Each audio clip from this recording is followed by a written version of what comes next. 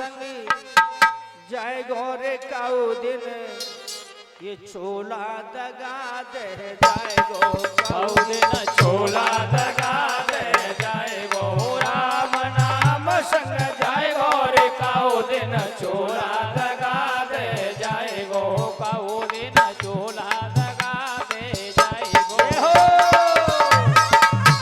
सभी बोलो प्रेम से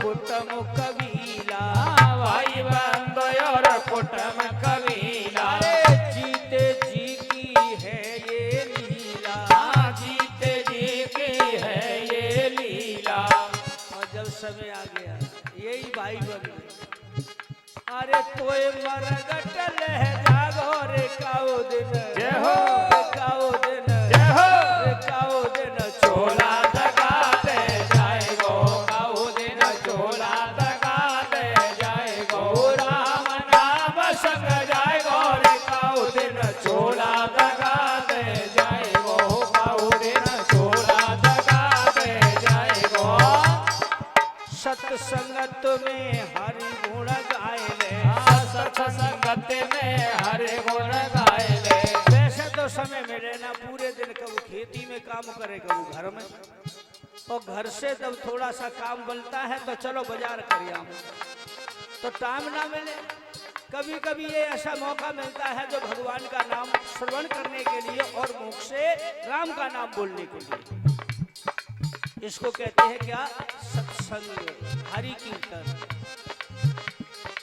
सत्संगत में हरि गुण गाए ले सत्संगत में हरि गुण गाए ले अपनो जीवन सफल बनाए ले अपनो जीवन सफल बनाए ले फिर जन्म नहीं पाएगो रे काऊ दिन रे काऊ दिन रे काऊ दिन छोला दगा दे जाएगो काऊ दिन छोला दगा दे जाएगो राम नाम संग जाएगो रे काऊ दिन छोला दगा दे जाएगो काऊ दिन छोला दगा दे जाएगो काऊ दिन छोला दगा दे जाएगो बोलिए रामचंद्र भगवान की भागवत महापुराण की सनातन धर्म की संत समाज की बजरंग सुंदर अनोखित लीला उन्होंने खेली यहाँ से वनों में भेज दिया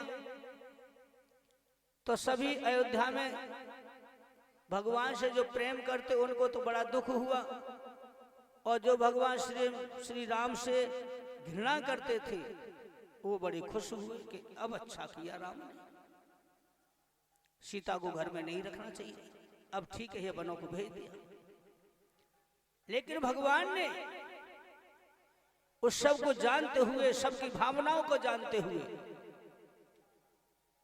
सीता जी को वनवास भेजने के बाद सीता जी ऋषि वाल्मीकि जी के यहाँ पहुंची जहां वाल्मीकि ने अपनी धर्म की पुत्री मान के उनका पालन पोषण किया। उस समय जब वन में भेजा था सीता जी को तब वो गर्भवती थी।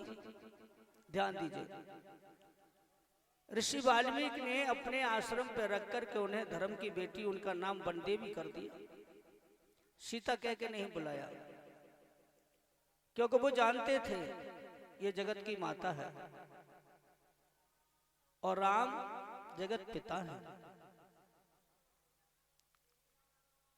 तो इस वास्ते मेरे भाइयों बुजुर्गों, सीता जी ने समय आने पर 2 पुत्रों को जन्म दिया जिनका लवकुश नाम रखा गया। 5 वर्ष के पुत्र हुए। उन्हें श्री रामचरितमानस का ज्ञान कराया, शास्त्रीय संगीत का ज्ञान कराया, उन्हें विद्या अर्पण कराई ऋषि वाल्मीकि ने। इतने निपुण कर दिए कि उनकी प्रशंसा लोग किया करते थे, क्योंकि राम के अवतार लेने से पहले ही ऋषि वाल्मीकि जी ने रामचरितमानस पहले ही लिख के रख दिया था, अवतार तो बाद में हुआ था। अब उसी कथा को, उसी रामचरित को दोनों लवकुश है ना, उनको श्रवण कराते हैं। कौन? ऋषि वाल्मीकि। धीरे धीरे धीरे धीरे धीरे धीरे वो कथा श्रवण कराते कराते 8 वर्ष के बालक हो गए और कथा चलते चलते ये सीता के वनवास पर पहुंच गई। तो वहां उन्होंने विराम दे दिया। लवकुश उठ के बोले, गुरुदेव यहाँ से आगे कथा आपने लिखी है या नहीं? बोले लिखी है। तो आप सुनाते क्यों नहीं हो? हमें तो राम का चरित्र बहुत अच्छा लगा, हमारा मन करता है आप आगे लीला को, कथा को कहो। बोले बेटा यहाँ से कथा तो मैं समय आने पर ही सुनाऊंगा। इस बात पे दोनों बच्चों को बड़ा ही आश्चर्य हुआ। अपनी माता से पूछा है, सीता जी से, कि हे माँ, गुरुदेव ने हमें रामचरितमानस की कथा सुनाई, हमारे मन को भाई उनके भक्त कैसे कैसे हैं, लेकिन ये समझ में नहीं आया मैया कि उन्होंने धर्म का पालन करते हुए और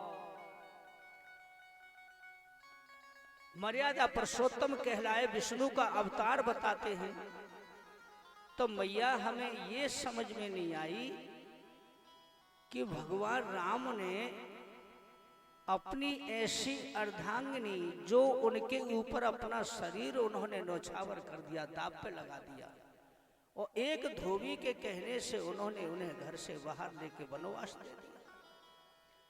सीता जी बोली, बेटा ये तो तुम्हारे गुरु ही जाने। अब उन्होंने बच्चों को भ्रम में डाल दिया कि ये तो तुम्हारे गुरु ही जाने। बोलिए रामचंद्र भगवान की।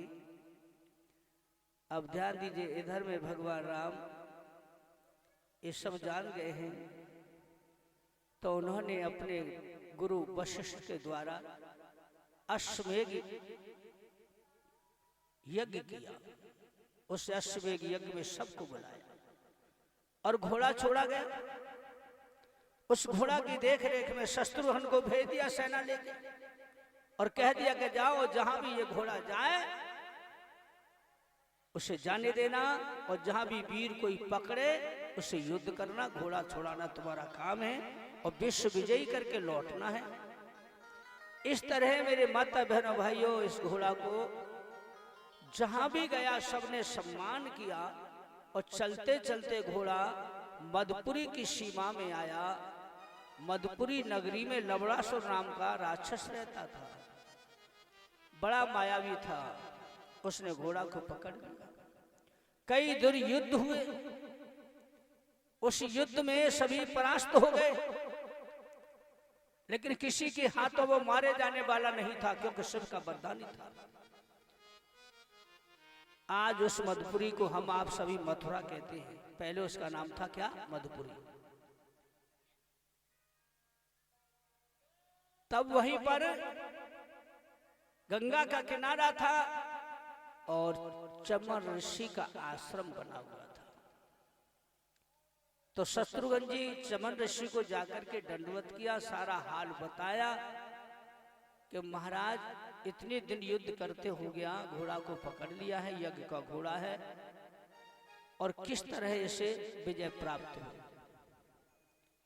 तो उन्होंने कहा कि हे शत्रुघ्न, ये ऐसे नहीं मारा जाएगा, तो इसका कोई तो उपाय होगा। बोले है, जब तक इसके हाथ में शिवजी का दिया हुआ वो त्रिशूल रहेगा तब तक इसकी हार हो नहीं सकती। फिर इसका उपाय कैसे है कि हाँ, शत्रुघ्न ये सुबह के टाइम पे अपनी शिकार करने के लिए, भोजन करने के जंगल में जाता है, क्योंकि राक्षस है। उस समय त्रिशूल इसके हाथ में नहीं होता।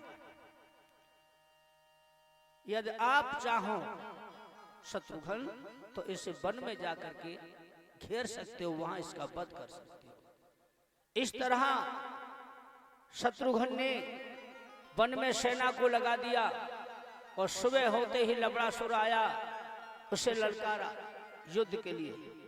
लवणासुर बोला, ये कोई युद्ध का समय थोड़ी है, तो सुबह सुबह का बात है। युद्ध का समय होता है, थोड़ा सूरज को बढ़ने दीजिए, ये अभी तो भोजन करने का समय है, और इस समय कैसा युद्ध तुम्हारा?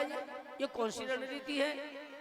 मुझे घर तक जाने दीजिए, और जब मैं घर जाऊंगा अस्त्र शस्त्र में कुछ लेके नहीं आया, मैं खाली हाथ हूं। शत्रुघ्न बोले, हम तुम्हें वो मौका नहीं देंगे। युद्ध तो युद्ध होता है, चाहे सुबह हो और चाहे शाम हो। इस तरह उस लवणासुर का वध किया, विजय हो गई। वहां के लोग जो थे शत्रुघ्न की जय जयकार करने लगे।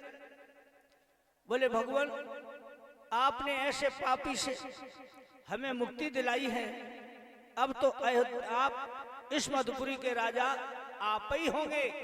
बोले, मैं इस वक्त राज्य को नहीं ले सकता। क्यों? कि मैं इस समय दूसरे कार्य से निकला हूं विश्व विजयी करने के लिए। हाँ, मैं जब लौट के अयोध्या जाऊंगा, भैया राम से ये सारा वृत्तांत बताऊंगा, तब जैसा मेरे भाई कहेंगे वैसा मैं फिर करूंगा। बोलिए रामचंद्र भगवान की। वहां से घोड़ा गया, चारों दिशाओं में घुमाया, लौट करके विश्व विजयी होकर के घोड़ा आ रहा था। अयोध्या की सीमा और मध्य देश की सीमा दोनों बराबर पे लगती थी, गंगा का किनारा, वहीं ऋषि वाल्मीकि का आश्रम था। तो शाम हो गई, घोड़ा को लवकुश ने पकड़ लिया। ध्यान दीजिए, यहाँ लवकुश ने घोड़ा को पकड़ा है, और ऋषि वाल्मीकि और जगत माता सीता वो बृहस्पति गुरु का उपास नदिया के किनारे बीच संगम में कर रहे थे। उनका कहना था कि ये तुम्हारा उपास पूर्ण हो जाएगा बेटी, तो तुम्हारे पति से तुम्हें शीघ्र मुलाकात हो जाएगी। तो अपने पतिव्रत धर्म को निभाने के वास्ते बृहस्पति गुरु का उपास करती हैं सीता जी, और इधर लवकुश ने घोड़ा को पकड़ लिया। तो बारी बारी की से ऐसा युद्ध हुआ। वो भगवान मर्यादा पुरुषोत्तम जान चुके थे कि जो जो मेरे भक्त बने, जो जो मेरे साथ लंका पे चढ़ाई करके गए, उन्हीं के हृदय में अभिमान पैदा हो गया, घमंड। उसी के वास्ते परीक्षित महाराज उन्होंने ऐसी लीला खेली, अपने ही पुत्रों के हाथों से और एक एक करके भेज करके सबको परास्त कराया। बोलिए रामचंद्र भगवान की जय हो।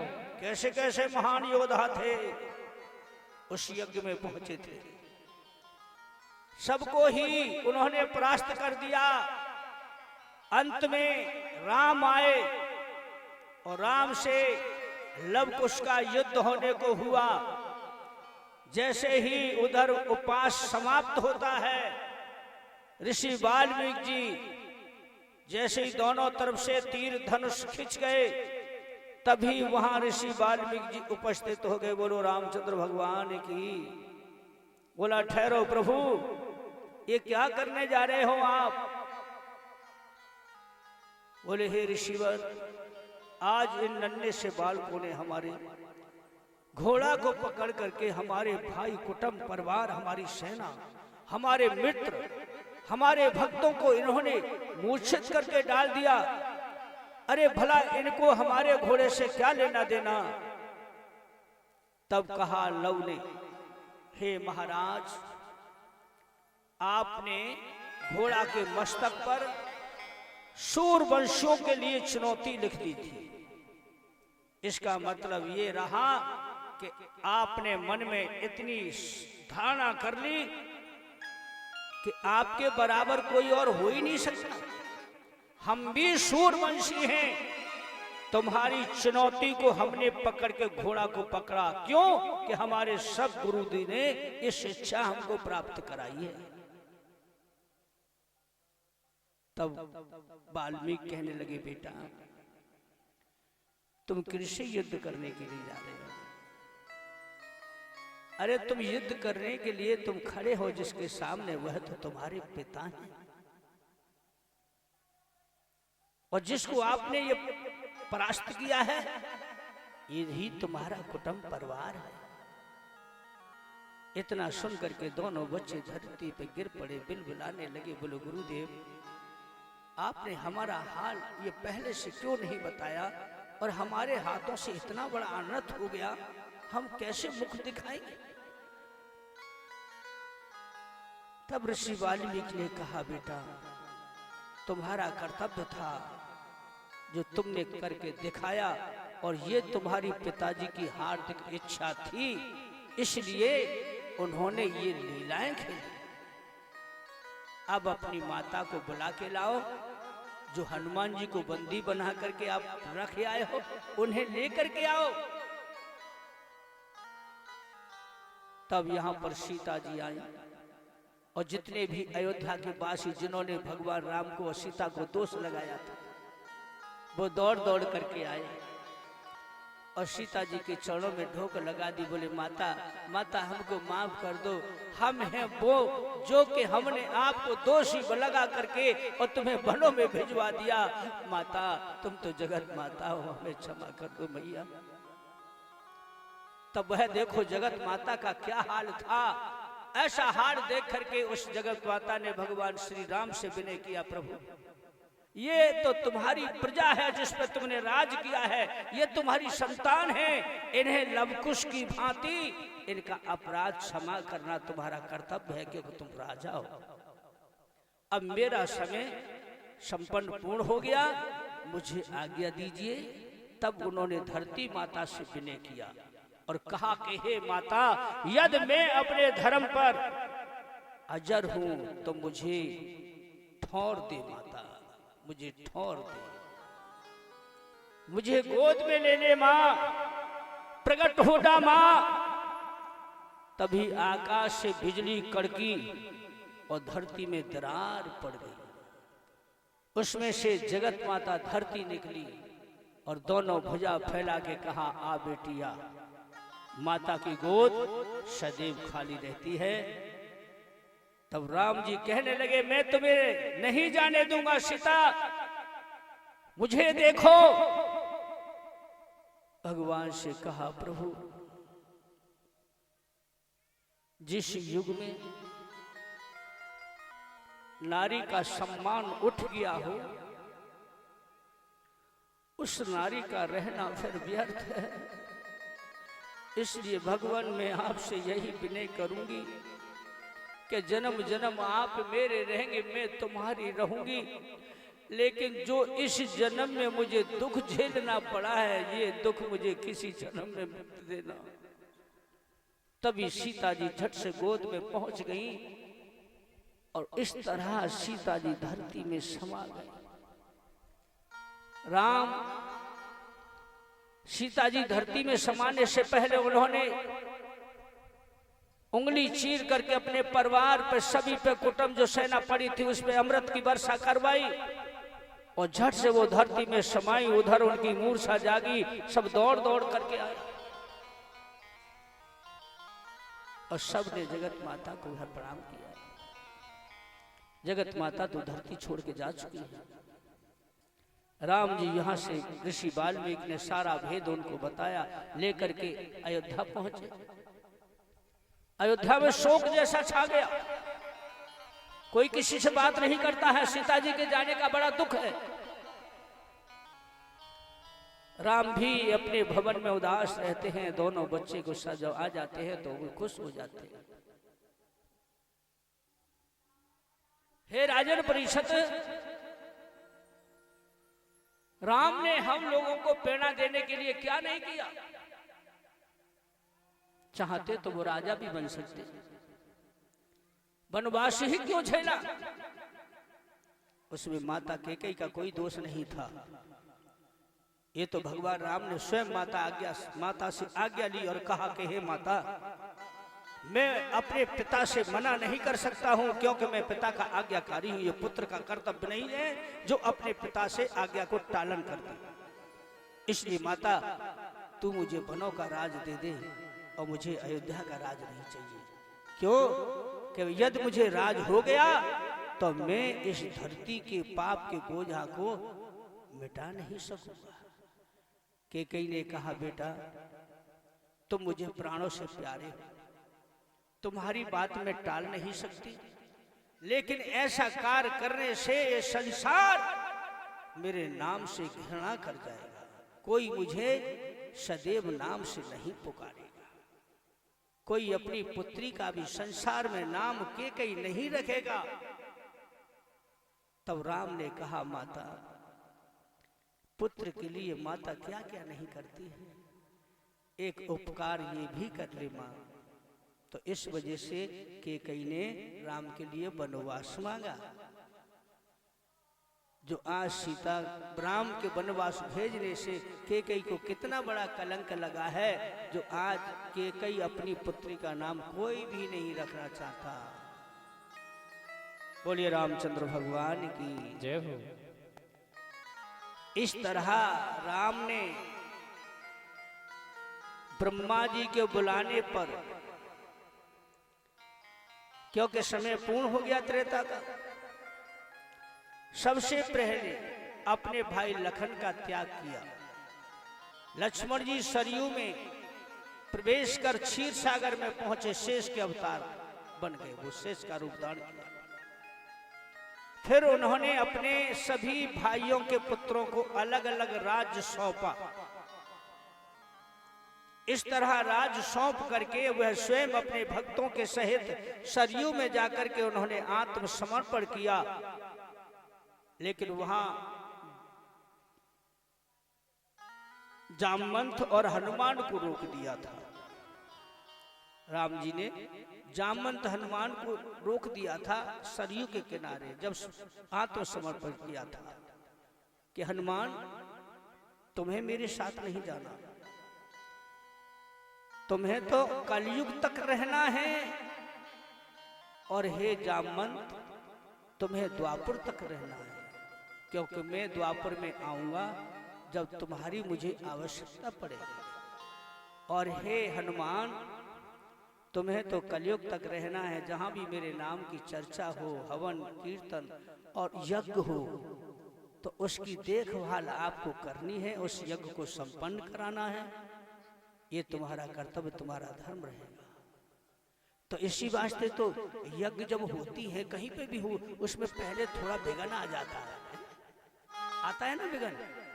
कोई छोटी छोटी बात पर रुष्ट हो जाए, बोले अपना चंदा दे रहे, और चंदा दिवे दिवाई वो वापस ले जाते हैं। ऐसे ऐसे लोग होते हैं। तो भगवान के प्रति हनुमान जी उनके घर स्वयं जाकर के उनके मस्तक में गदा मारते हैं, तब कहते हैं कि अब हम शामिल हो रहे हैं। ये हनुमान जी का कर्तव्य रहता है। बोलिए बजरंग बली की। अब ध्यान दीजिए, सुखदेव जी पूछते हैं कि परीक्षित महाराज जी, अब हम यहाँ का हाल आगे का कहें। ये त्रेता की कथा तो समाप्त हो गई, अब आपसे अनुमति चाह रहे हैं, आगे की कथा श्रवण करना चाहते हो परीक्षित महाराज? गौर कीजिए।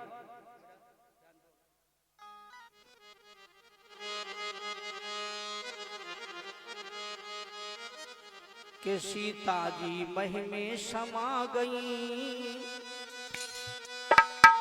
जब राम लखन घबराए हैं।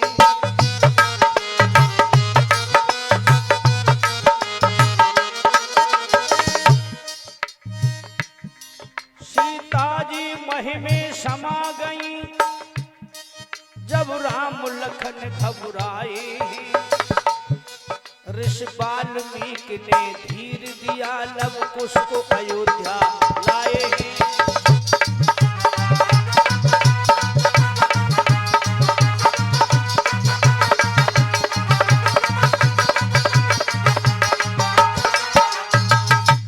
इस तरह लव कुश को अयोध्या लाने के बाद सबको राज अलग अलग दे करके भगवान तो स्वयं अपने भक्तों के सहित सरयू में प्रवेश किया, अपने भाइयों का त्याग किया। मानव लीला यहां समाप्त की। तो हे परीक्षित महाराज, गौर कीजिए और ध्यान से सब सुनेंगे भाई बंधु कि इधर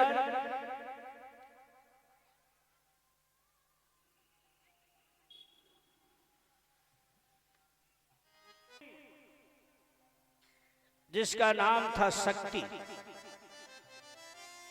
सभी ध्यान दे माता बहने, ये कथा बड़ी विचित्र है और ये सुनने योग है। ब्रह्मा की पुत्री जिसका नाम था शक्ति, और शक्ति का एक बार नहीं 2 बार अपमान हुआ था। एक तो राम के शक्ति पुराण जब लगी थी, जब राम को वहां शक्ति को पीछे हटना पड़ा,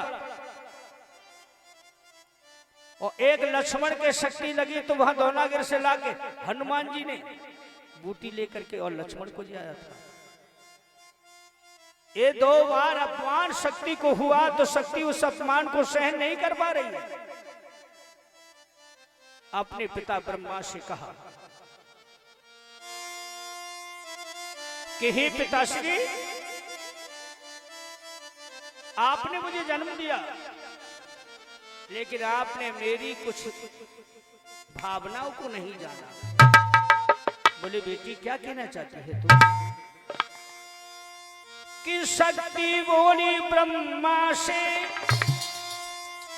दिया तुमने जन्म हमारा है। जब मेघनाथ संग्राम हुआ, मैंने हृदय लखन का फाड़ा है।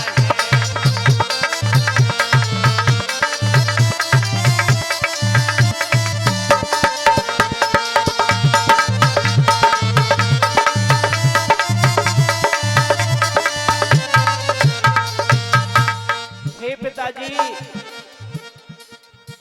आपके होते 2 बार मेरा अपमान हुआ, मैं कैसे इसे सहन करूं? नहीं मरने में कछु कसर रही। लक्ष्मण के हृदय को मैंने फाड़ दिया था, कुछ कसर नहीं थी मरने में। नहीं मरने में कुछ कसर रही, तन छूटा खून फुवारा है। जब द्रोणागिर को लाए थे पैरी भव पवन कुमारा है।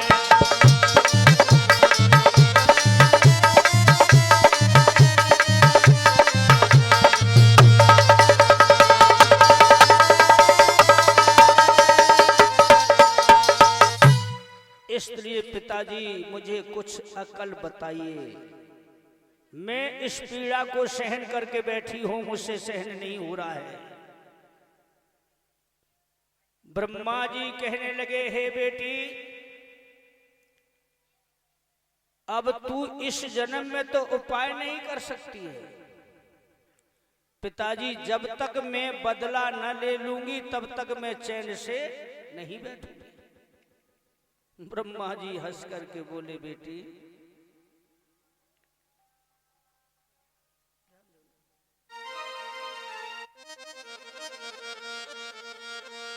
ब्रह्मा जी कहने लगे, सुन बेटी धर ध्यान, जन्म दूसरो तू लियो, मैं देता हूं वरदान, यदि तू बदला ही लेना चाहती है तो इस तन से नहीं, इस शरीर तुझे त्यागना होगा और दूसरा जन्म लेना पड़ेगा। बोले कुछ भी हो, 2 जन्म की तो क्या, मैं जन्म पे जन्म लूंगी, लेकिन जब तक बदला नहीं ले लूंगी तब तक मैं चैन से नहीं लेता। ब्रह्मा जी ने कहा कि शक्ति बाणासुर घर जइयो, पातालपुरी जाना था, कि शक्ति बाणासुर घर जइयो और लक्ष्मण के संग विवाह रचइयो। ब्रह्मा जी कह रहे हैं और लीजो मेरी मान री, पति अपने को तू मारेगी तो मारेंगे हनुमान री। अरे शक्ति बाणासुर घर जइयो, लक्ष्मण के संग विवाह रचइयो, लीजो मेरी मान री, पति अपने को तू मारेगी तू मारेंगे हनुमान री।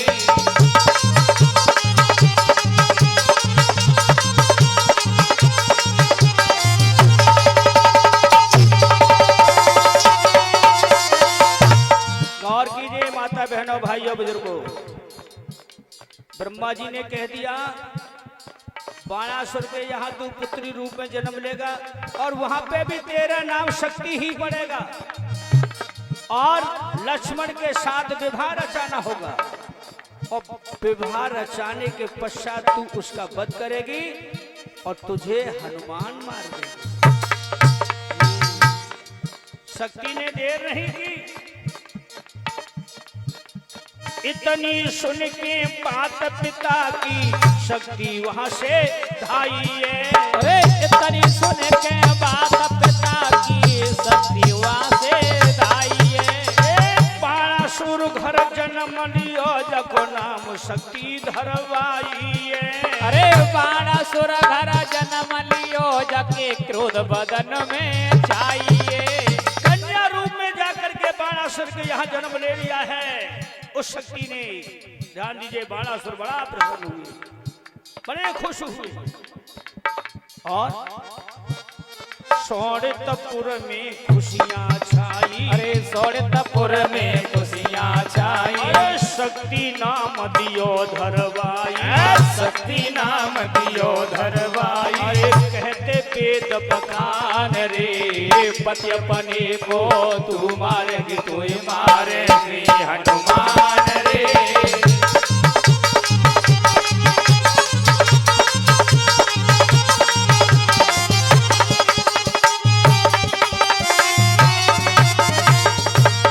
इधर ध्यान दीजिए, ए माता हो बहना हो, आपस में बातें कम करो, कथा पे ध्यान दो, नहीं तो रील निकल जाएगी, फिर समझ में नहीं आएगी।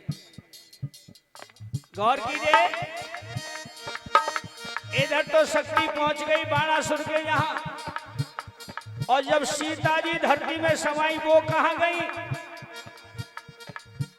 कि अम्बरीश घर सीता आई, सुनियो ध्यान लगाई रे।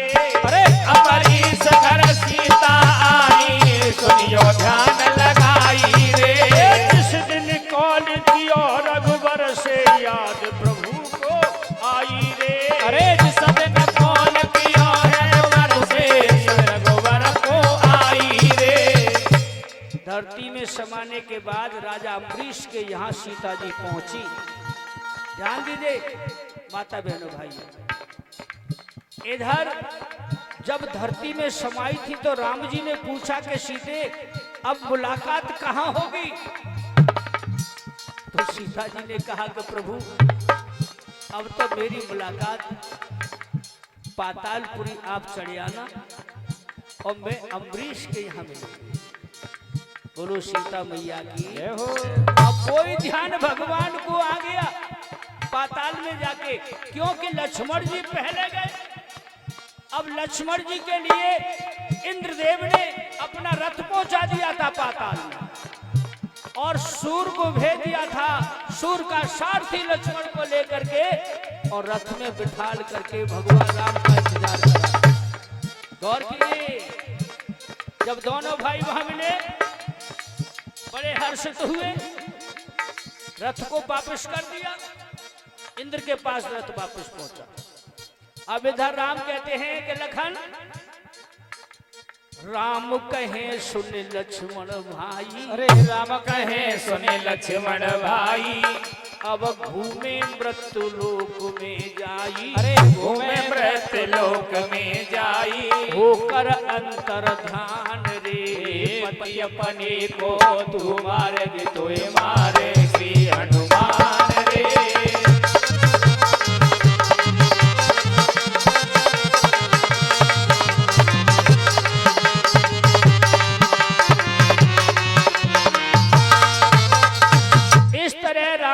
कहा कि लखन अब हमें मृत्यु लोक में भ्रमण करना है, वो भी अंतर ध्यान होके, और इस रूप में नहीं, इस भेष में नहीं, क्योंकि लोग सब जानते हैं, हमको सब पहचानते हैं, लेकिन भगवान के मर्म का तो रहस्य का लक्ष्मण को भी कोई पता नहीं था। बोले जैसी आपकी आज्ञा प्रभु। तो ध्यान दीजिए,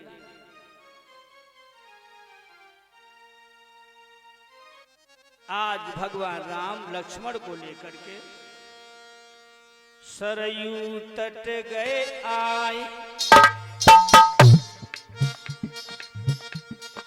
सरयू तट गए आए के ध्यान लगाए, बने सन्यासी, बाबा बन गए दोनों भैया महात्मा। ध्यान दीजिए, क्यों कि महात्मा का ही एक ऐसा भेष होता है, बाबा सब गुण छिप जाते हैं। अब दोनों भाई महात्मा बन गए, सरयू के तट पे पहुंचे, रहे ओम नाम उच्चारी रे के आपू अरे अभिनाशी, रहे ओम नाम उच्चार रे के आपू अरे अभिनाशी।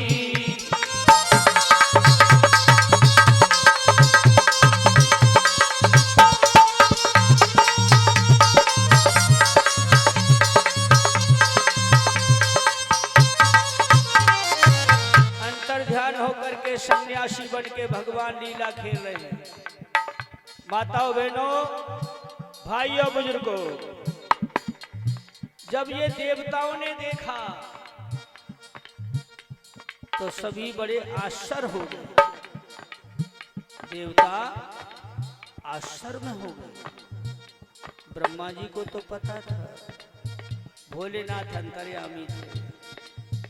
इंद्रदेव कहने लगे हैं कि भाई अब कौन सी लीला बाकी रह गई है जिसको खेलने के लिए ये रूप धारण किया है। लेकिन जय हो प्रभु, आपकी लीला आप ही जाने। सब देवताओं ने उन्हें नमन किया और मंद मंद मुस्कुराए। चले लखन जी साथ,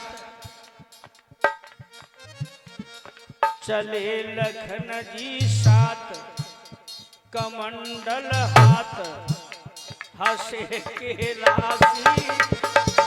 बोले बाबा कैलाश से देख करके हंस रहे के धनुष बाण तो त्यागन कर दो इनने, अब ये कमंडल चिमटा लेके जा रहे थे दोनों भाई। जय हो प्रभु, जय हो। ध्यान दीजिए, चले लखन जी साथ, कमंडल हाथ हंसे कैलाशी, लखदेव रहे हरसाई रे क्या देखी देखी उनकी झांकी। सब देव रहे हरसाए रे क्या देखी देखी झांकी।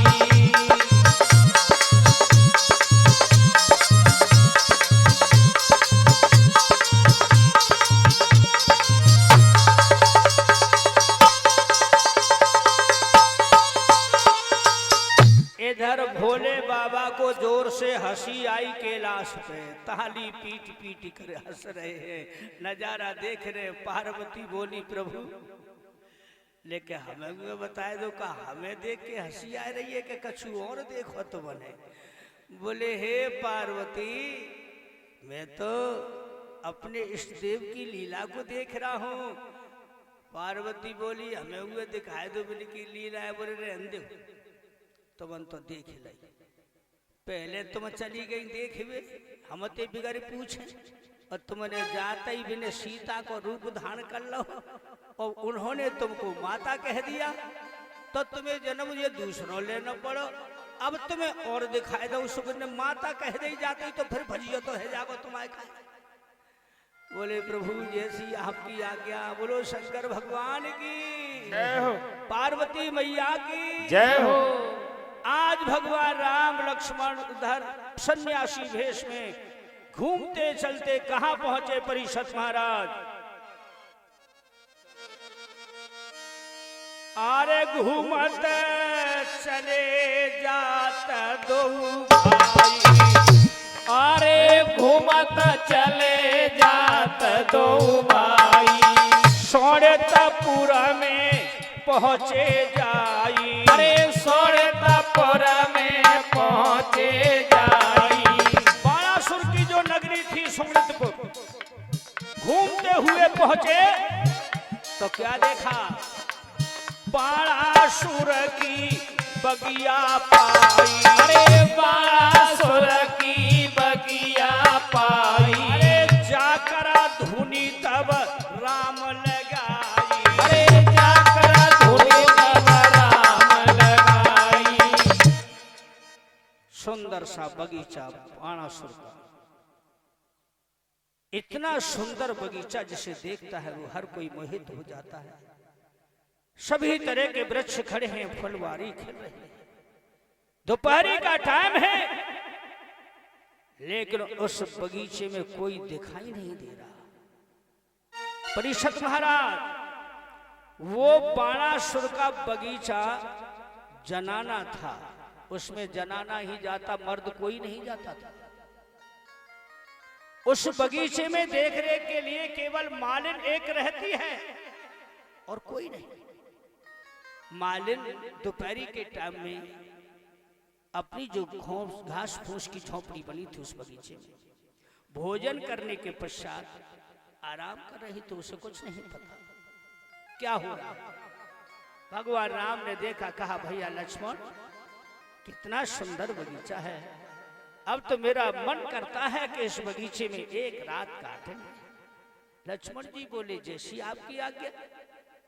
तो चलो वो बगीचे में प्रवेश हो गए और जाकर के बीच बगीचा में सुंदर सी जगह साफ सी देखी, वहीं धूनी बनाए ली गई, सूखी लकड़ियां तब इतने लाई लू के और धूना से लगाए दो और खुद ध्यान धर के बैठ गए। लक्ष्मण जी पैरे पे चिमटा हाथ में लेके, मेरे को तो सदा से काम रहो। अब जैसे ही वहां में धुआं उठ्यो और तुम्हें नींद खुली मालिनी की, वाने बांस उठायो एक बड़ो सो और जाके पहुंची, देखा दो महात्मा एक तपस्या में लीन है और एक ठाड़े चिमटा लेके। बड़े सुंदर शोभायमान लक्ष्मण जी देख रहे हैं कि जो बांस लेके चली आ रही है सीधी, वही जई को बगीचा है जो रखवारी है। भगवान ध्यान में बैठे, अब नारी की जातीय में जाए कैसे रोके भाई, दूसरे का बगीचा है, वो नाराज भी हो सकता है कि हो तो बांस फांस 2-4 मास का तो भाई बिड़ा रहे, पर देखो कोशिश करूंगा। मालूम बोलिए बाबा किसने कहा तुम्हें यहां रुकने के लिए, क्या तुमको ये नहीं पता इस बगीचे में कोई मर्द नहीं आता है और तुमने बिगर इजाजत के धूनी लगा दी। लक्ष्मण जी बोले कि धीरे बोलो धीरे, क्योंकि हमारे बड़े संत हैं वो तपस्या पे बैठे, खबरदार तपस्या पे बैठे, ये यही जगह मिली थी तपस्या करने के लिए। अब लक्ष्मण जी तिलमिलाए रहे हैं कि जाते कहूं तो कहूं का। अब बोली एकदम बांस उठाएंगे ये दीख तुम्हें दुआ तो में पढ़ेंगे दुआ ते में साथ छोटे में जो बड़ो साधु होता हम पढ़ेंगे शिकारी भूल जाओगे तुम। लक्ष्मण जी बोले खबरदार जो हाथ लगाया था। ओहो चोरी की चोरी और सीना चोरी, एक तो तुमने चोरी करी है और हमको जवाब दे रहे हो। ए महात्मा लगाई क्यों धूनी जा बगिया में, लगाई क्यों धूनी जा बगिया में, लगाई क्यों धूनी जा बगिया में।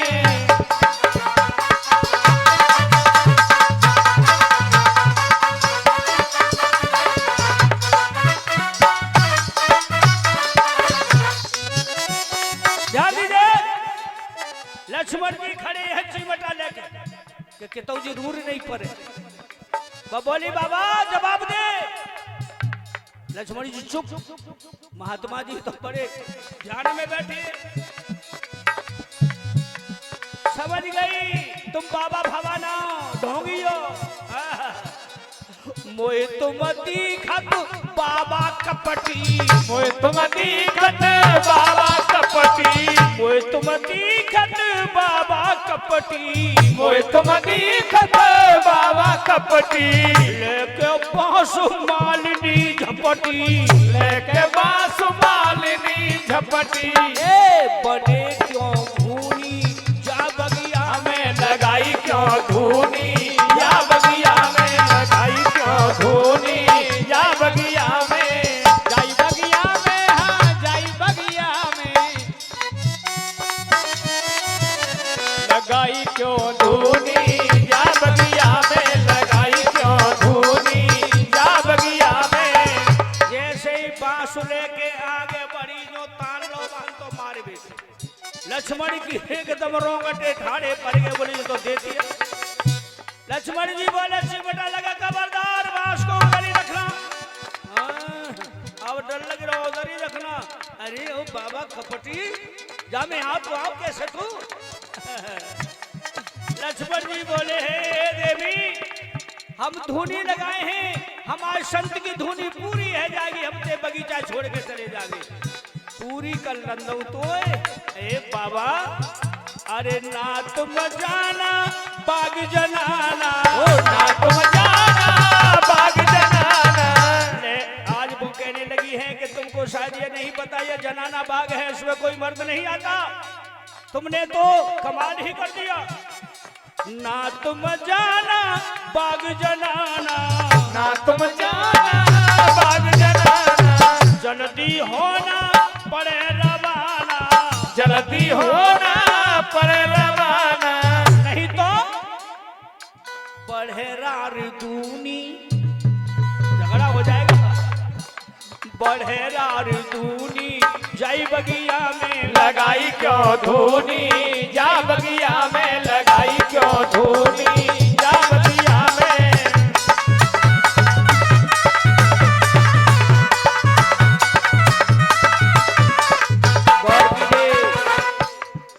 और ध्यान दीजिए लक्ष्मण जी के तो सपड़ा फैल है। बांस है बेरे बेरे देख लेते कि जो राम के ऊपर झुकाए ना दे।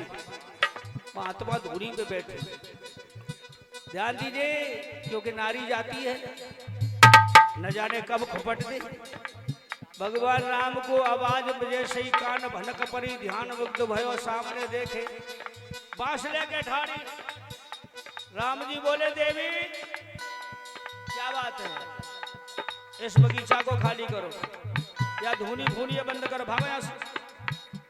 राम जी बोले देवी हम ऐसे वैसे महात्मा नहीं है। एक बार महात्मा की धूनी लग जाए और जब तक धूनी को वो विराम नहीं देते तब तक धूनी शांत नहीं हो जाती। इसलिए क्या बोले भगवान, बोले राम घोर रम जामे, बोले राम घोर रम जामे। एक रात की बात है, हमारी धूनी शांति है जागी, सवेरे चले जाएंगे बिगड़ के तेरो का ले जाएंगे। जे बाबा तेरे रोज न आवे, जे बाबा तेरे रोज न आवे। और करेंगे सुबह सुनी, सुबह खाली कर देंगे करेंगे सुबह सूनी। जय बगिया में लगाई क्यों धूनी, जा बगिया में लगाई क्यों धूनी, जा बगिया में। भगवान राम ने कह दी भैया एक रात तुझा में काट लंदे काउए का मालिम है। अब धूनी लग गई है ऐसी हमें मालिम है जाती दरवाजे पे तो हम काय को घुसते ही जाओ।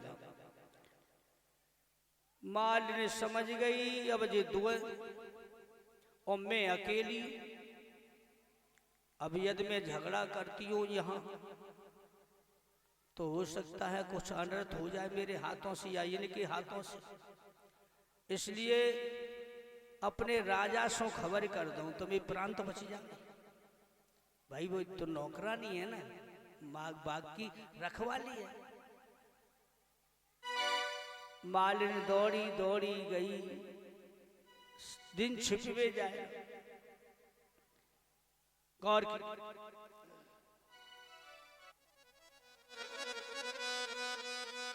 मालिन आई दौड़ के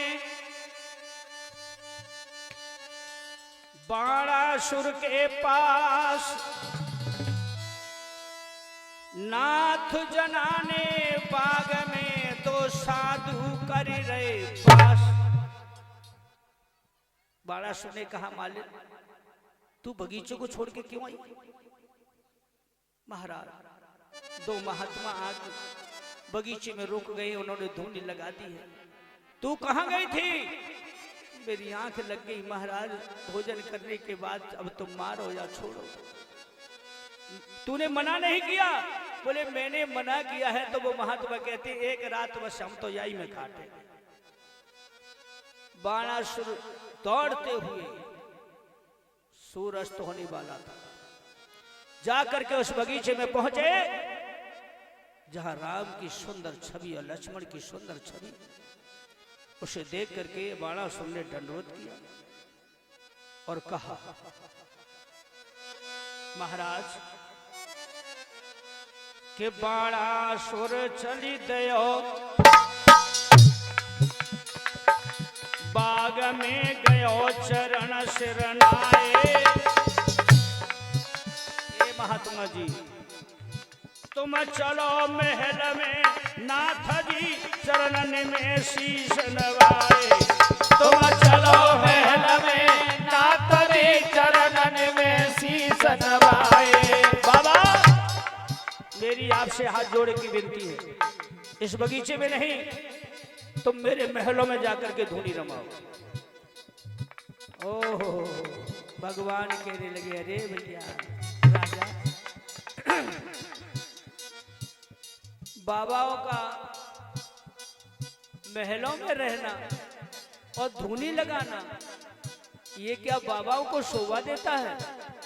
बाबा तो जंगल के वासी होते हैं राजा, कभी किसी के यहाँ भूल के भी नहीं जाते, भोजन मांगने भी नहीं जाते हैं। महात्मा जो होते हैं तो चौका में बैठ के भोजन नहीं करते। महाराज तुम्हें नहीं पता है इस बाग का रहस्य। क्या रहस्य है भैया वो भी बता दो। बाणासुर ने कहा मेरे हाय पिता से पैर, क्या बोले है पिता से मेरे पैर न जानो खैर। अरे देती यहाँ आमे नहीं बचे रात में प्राण रे वो स्वर्ग लोक पटावे। ना बचे रात में प्राण रे वो स्वर्ग लोक पटावे।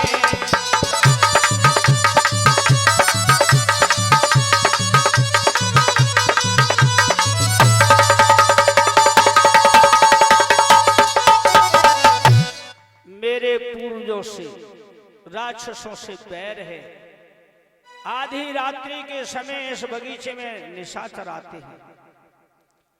यदि मेरे बगीचे में तुम दोनों को मार के खा गए तो मुझे दोष लगेगा, मैं पापी हो जाऊंगा। इसलिए आपसे विनय करता हूं आप मेरे साथ महलों तक चलिए, दरवाजे पे धूनी लगा ली? नहीं, अब तो धूनी लग गई। अब तो चाहे कुछ भी हो राजा, तुम जाओ। बहुत समझाया, भगवान राम ने इनकार कर दिया। बाणासुर मन में विचार गो, अब जिस सिर होनी मेरे पाप मरिवे बारो, जी कैसे बातें ना मान रहे। राजा मन सोच रहा है बाणासुर। राम जी बोले, राजा सुने के राम चंद्र समझावे,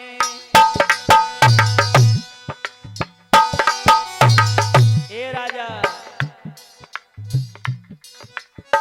हमसे कहा दुष्ट ले जावे। हमारे पास कोई धन दौलत नहीं है, न कोई माया है, न खजाना है। राक्षस आएंगे चले जाएंगे, हमें क्या लेना देना। अरे आज रात हरि गुण गावे, ए राजा आज रात हरि के गुण गावे, होतई घोर संतरन जामे।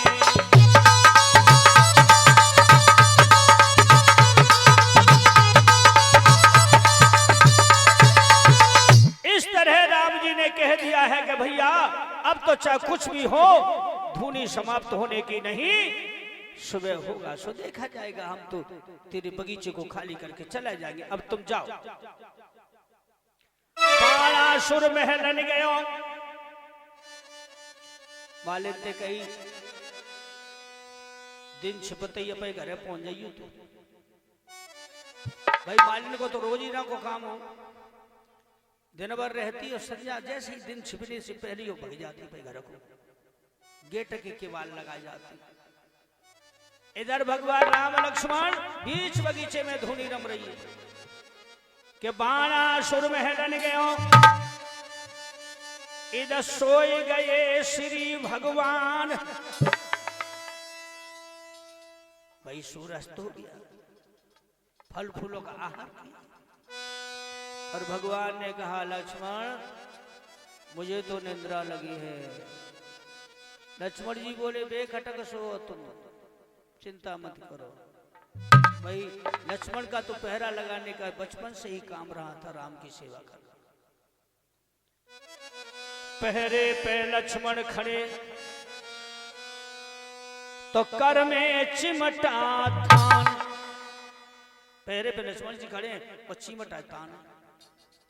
कहो जालंग ते बालंग, बालंग ते जालंग, जालंग ते बालंग, बालंग ते जालंग। भैया पहरे को चक्कर लगाए रहे हैं, राम जी सोए रहे हैं। और जैसे ही धीरे धीरे रात भई और 12 बजे को टाइम आधी रात भैया आवाज लगाई असुर ने आई की। लक्ष्मण से कहने लग्यो रे बाग में भैया आएंगे। लक्ष्मण से कहने लगो रे बाग में भैया आएंगे। पहले एक राक्षस आयो, सब नहीं आए, एक आयो बिन में। और लक्ष्मण से कहा ए बाबा आज तो आनंद आ गया, दोनों हट्टा कट्टा से सिगत तो झकेंगे नहीं, पर आधे पर्दे तो झकी जाएंगे।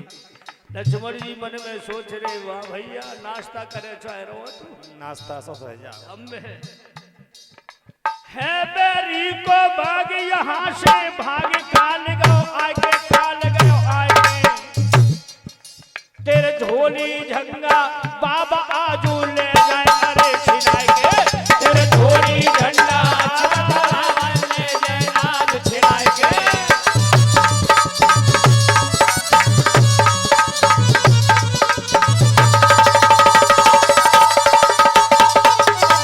इस तरह आज राक्षस कहने लगा है कि बाबा मरने को तैयार हो जाए। अब तुम दोनों नहीं बचोगे। राम जी सो रहे, केवल चिमटा हाथ में। वह राक्षस ने आवाज लगाई दे सो, और भैया राक्षस इकट्ठे आने लगे। सो सिगा देख के हंसने लगे। लक्ष्मण जी अकेले, उनकी अकेले चिमटा हाथ में देखी, हवा खुश कह गई। बोले एक हो ताते तो उज्जू जी तो बहुत है। अरे बोले लखन दुष्ट यहाँ आवे, बोले लखन दुष्ट यहाँ आवे, दे दो श्राप भस्म है जावे।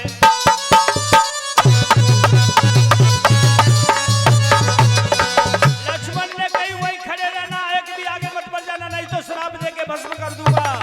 राक्षस हंसने लगे, हमको श्राप देगा, तू श्राप देगा, घेर लो इन दोनों को, मार के खा जाओ। इतनी सुने राक्षस बहु आए, इतनी सुने राक्षस बहु आए, लक्ष्मण जी तब मन घबराए।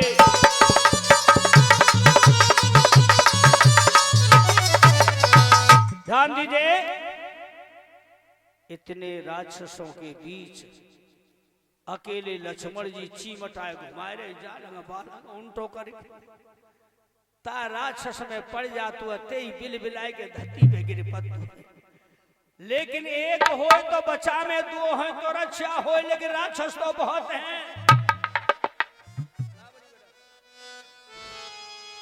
कि बहुत भयो संग्राम राम जग आए, प्रभु चुटकी दई बजाई पवन सुत आए। बोलिए बजरंग बली की।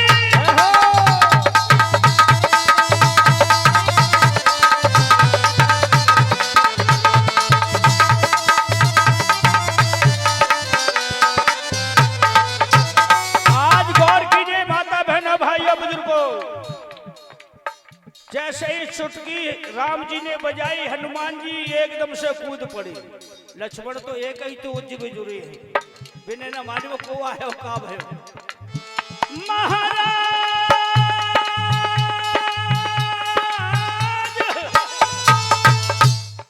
अरे करी हनुमत ने मारा मारे, और पकड़ पकड़ के पैर भैया, बिन्नी पकड़ पकड़ के पैर, दुष्ट धरती पे गए पछाड़।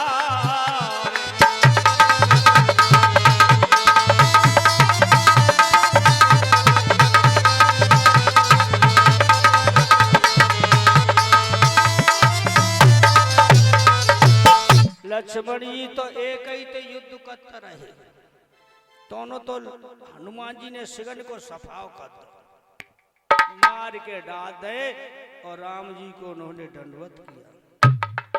भगवान हंस रहे, जाओ हनुमान जाओ, नहीं तो लक्ष्मण आ रहे।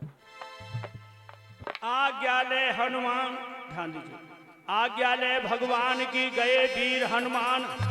खबर पड़ी जब नगर में, सुखाए बाणासुर बलवान। अब इतने तो राक्षस सब मरे डरे।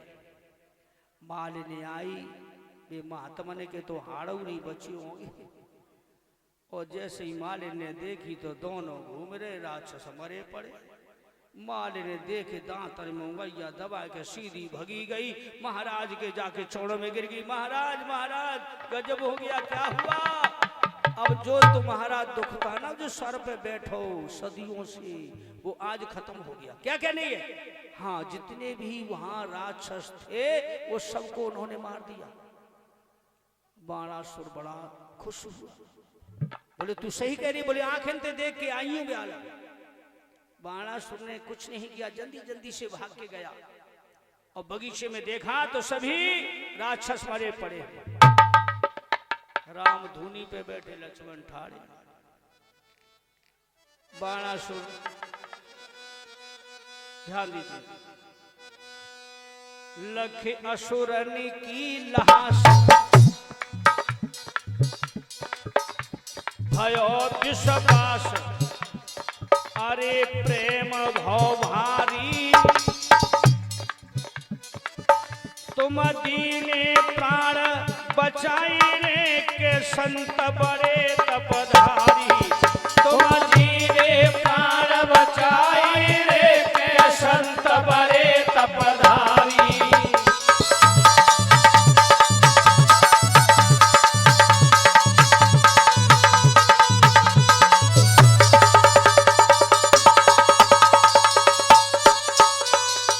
बाणासुर कहने लगे मेरे अहोभाग्य हैं, तुम महात्मा ने कोई अवश्य अवतारी है।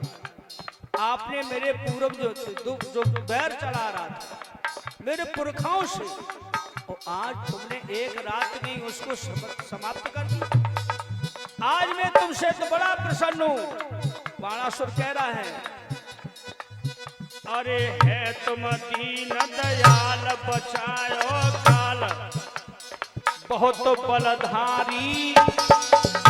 ए महात्मा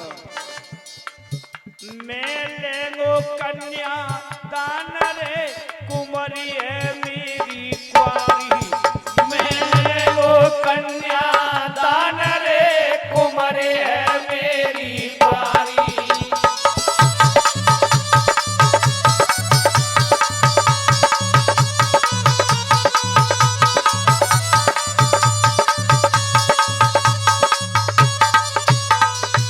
महात्मा हो, आज तुम्हारी वीरता देख करके मेरा दिल गदगद हो गया। मेरे घर मेरी बेटी कुंवारी है और विवाह के योग्य है, ऐसा वीर बसंत मुझे कहाँ मिलेगा। आप तो भगवान स्वरूप, मैं अपनी बेटी का कन्यादान लेना चाहता हूँ। राम जी से बात हो रही है। राम जी कहने लगे भैया हम तो जो ठहरे वन वन में रहने वाले वनवासी, और तेरी बेटी सयानी है, और भला तू हमारे संग भेजू देगा तो भाई हम कहाँ रखेंगे, कहाँ रखेंगे, क्या हम कहाँ लिए फिरेंगे। बोले नहीं नहीं, तुम्हें कहीं जाने की जरूरत नहीं है, मेरा माहौल बहुत बड़ा है, उसी में एक कोना दे दूंगा तुम दोनों के लिए। राम जी बोले ये महात्माओं को शोभा नहीं देता, और तू मेरी ओर बार बार इशारा कर रहा है राजा, तुम्हारा भ्रम है।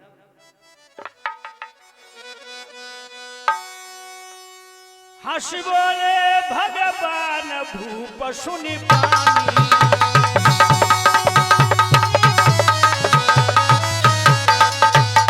हे राजा ये मेरा काम नहीं है कि हंस बोले भगवान भूप सुनि पानी, इस छोटे संत की नाथ करो नादानी। ये जोतनी बलदानी बलशाली इसने किया है, मैंने नहीं, ये मेरा छोटा महात्मा है। महाराज कहूँ मैं तुमको साफ बता, और जाओ महल निभाए संग में दियो भावर डाल।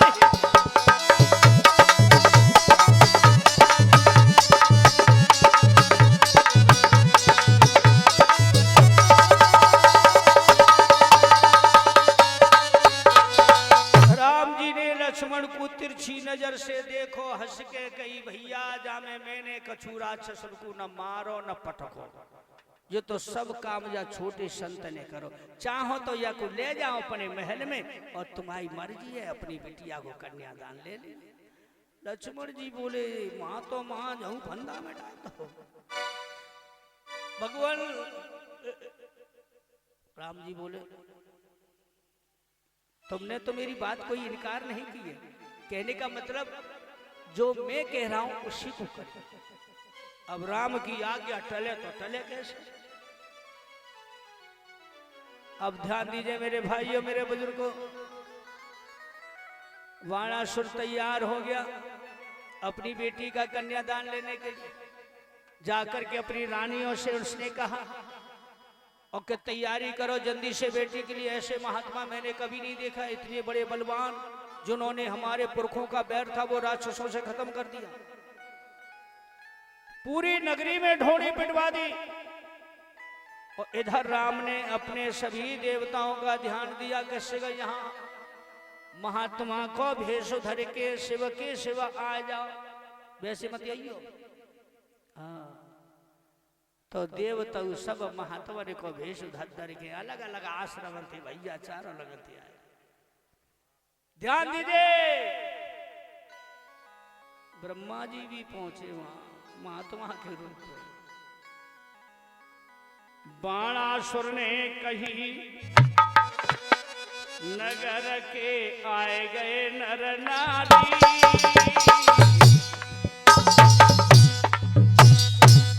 अरे बाणासुर ने कही नगर के आए गए नर नारी, अरे सोनतपुर वही धीर विवाह की होने लगी प्यारी, अरे सोनतपुर भई भीर विवाह की होने लगी प्यारी।